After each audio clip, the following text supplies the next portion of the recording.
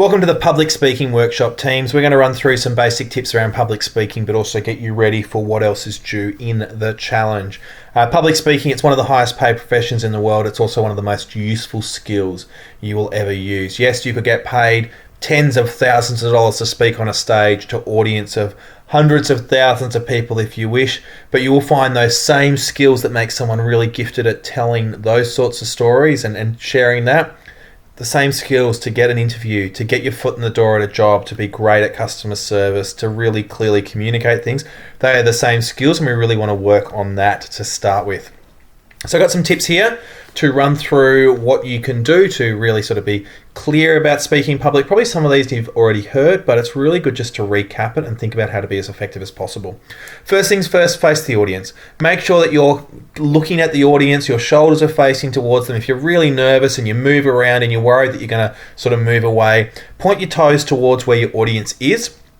Think of where the judging panel is as well as where the other students are, and make sure that you are facing your audience and point your toes towards them if you need to. I encourage you to don't just read a script. Don't read a script word for word. Show your passion, show your interest, and try and use notes. Use like a dot point notes, cue cards, whatever that is. If you do dot points, you might have some key statements in bold or highlighted or underlined, so you make sure you get those word for word. But otherwise, you've got some dot points you can kind of scan down to know what you're up to, and you know what sort of things you need to say. My presentation that I'm running through right now, the notes that are on the screen are all that I actually use as my notes, because I know what needs to go into each heading, and you could try and do something a similar strategy. And with that, then you can actually get off the page and you can show your passion, show your interest. People want to support people doing great things. Yes, the idea might work, but I also need to believe in you and your team and how you're going to take this forward, that you are the right people to solve this problem. So make sure your passion comes through. And then with that, be strong in your language. Maybe if we can get the support, we'll get there. Not going to cut it. If you want to show that passion, show that interest, then you need to be really strong in your language. We will make the difference. We will do this really forceful, really strong. And remember that people are impressed by that. So how do people sit up and take notice? Beyond just, wait a minute, I need to hear this, this, and this, but they actually go, wow, you guys are incredible. Think about how to impress someone. Make sure you know the purpose of your presentation. Throughout the team resource guide, you will see that there are purpose statements under each and every task. What is the point of your presentation? What are you trying to communicate and get across to people? Make sure you get that known. Your pitch deck, for example, is all about actually getting support and investment. And so if you don't cover that part off, then how does someone even know what the point of that was? Like, you got all this great information, but you've missed the purpose. So make sure it's clear you know the purpose of everything you do. We do also talk about telling a story, because while we have stats, we also connect with people's emotions. So look at how you can tell a story and share that through what you're doing. There is a few more pieces of content around storytelling in the marketing session, so I'll leave the rest of it for there. Make eye contact with your audience. Actually look at the people you want to talk to so that they know that you want to talk to them, and they're looking back so that you know that they are paying attention. Use manners. Please may I start now is a great way, especially if judges have to fill in things beforehand, aren't quite ready. Thank you for your time. Thank you for listening is a great way to wrap up your presentation. One, to tell the audience that you're finished, but also just to thank them for paying attention. It's a really nice thing to do. Keep to time. There is two parts to this from my perspective. One is the amount of content you need to cover. If you're given 3 minutes, which you are, then if you only present for 2 minutes, you've got probably 2/3 of the information that we need to hear. There's something missing. So have a look and go back. How do we get really close to that timeline? If you go over though, I actually think it pushes one, obviously you're using way more time than you're allowed to, but also it actually becomes disrespectful because you're starting to talk over other teams and taking their time away from them. I've been in conferences where people have spoken for 15, 20 minutes longer than they should have, and they have had to change things with everything else. It's almost like, hey, my stuff is so important, I'm going to talk about it more, and everyone else, who cares? That's obviously not the vibe you want to give off, so make sure you keep to time where you can. Rehearse, rehearse, rehearse.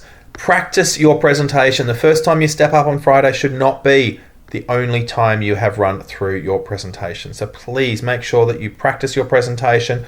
I still practice my big keynote speeches in front of roomfuls of people. I make sure I know what I'm going to say. I've got a sense of knowing that if I get a bit nervous, I know what the next word is and the next word is, or at least the next point that I want to get to. So I can cover that off. So I know at least how to get myself back on track. Really important to do that. Body language is key. Think of how you are standing with your teammates and how you're presenting yourselves. Obviously, as an audio file, this obviously doesn't work as well, but think about how you stand facing your audience, making sure that you're clear. You're not actually sort of got your back turned, you're whispering to each other. There is something that says around that 55% of your communication skills is actually delivered through your body language, so make sure your body is presenting strong. Judges are in the room, so if you want to interact with them, if you want to give them things, if you want to talk to them, you know where they are. And the last part is questions will be asked. Don't finish your presentation and just disappear. Wait till someone has dismissed you, and obviously if you're asked questions, you obviously need to answer them. Now, your pitch deck at the end of the program, you have about 3 minutes to run through your presentation. I've got a couple of dot points here to help you guide through that, as well as the time. So your introductions, who you are, where you're from, and some couple of opening lines to really get people to understand your idea. The problem, what is the problem that you're solving? Remember, you must introduce the problem because someone else might not see it as a problem. Then the solution, okay, what is your idea? How does your idea work? How does a customer interact with it? How does it actually do the things you need it to do? And then first steps. It's not going to be a big business overnight. What are those early stages that you're going to step through to make sure that the idea actually is achievable? Target customers. So who are your customers that you're targeting? And then current industry, what else is out there that you might compete with or collaborate with? That's obviously really important so that we know who your customers are and what else is out there. Financials. So you got to start thinking through and provide like a quick summary of maybe how many customers you have, starting to think through how much revenue you're expecting to have, maybe how much you're charging, what are some of your big expenses, and obviously your cost benefit. It's going to cost this much to start, but this is the impact we're going to make. Then the support required. Remember, the purpose of your presentation is to ask for the support. Is it financial support? Is it in-kind support? Do you need people to make introductions for you? Whatever it is, you obviously need to ask them that, ask the panel for that specific support, and is there something you're going to give back in return? Just something to think about.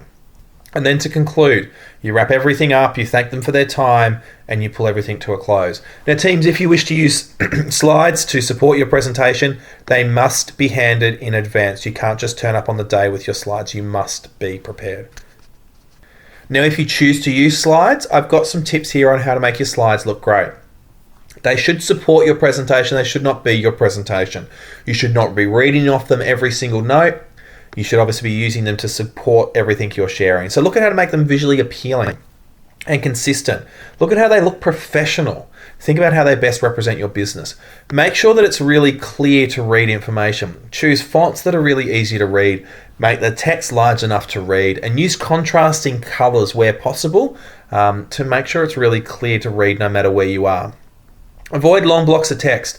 It's actually scientifically proven that it takes twice as long for us to speak as it does take for someone to read. So if you've got your whole speech on your slides, people are going to read it in twice the speed that you're going to speak it, and they're just going to get bored.